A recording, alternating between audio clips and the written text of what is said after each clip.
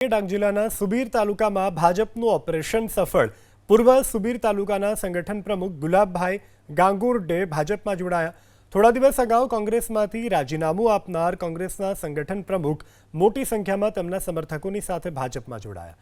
સુબીર તાલુકાના 13 નિશાણા સીટ પર કોંગ્રેસનો હાથ છોડી ભાજપનો ખેસ પહેર્યો। ડાંગના ધારાસભ્ય વિજયભાઈ પટેલ પ્રભારી રાજેશભાઈ દેસાઈના હાથે ભાજપનો ખેસ પહેરી અને વિધિવત ભાજપમાં જોડાયા। ભાજપમાં જોડાતા દિલથી મહેનત કરી અને લીડથી જીતવાનો કર્યો દાવો।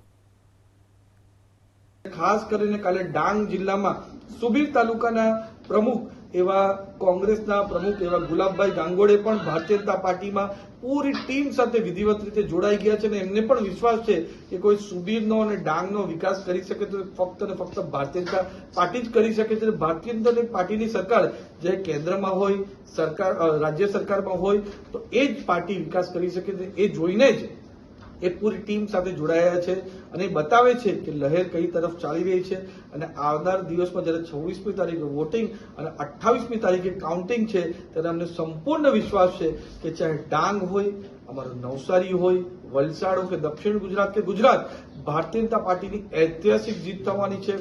કોંગ્રેસ પાર્ટીના સુપડા સાફ થશે અને દિલ્હીથી આવેલી ઝાડુવાળી પાર્ટી જે હંમેશા રેકોર્ડ બનાવવામાં માહિર છે એમની દરેક સીટો પર ડિપોઝિટ પર ડૂલ થશે એ 100% નિશ્ચિત છે।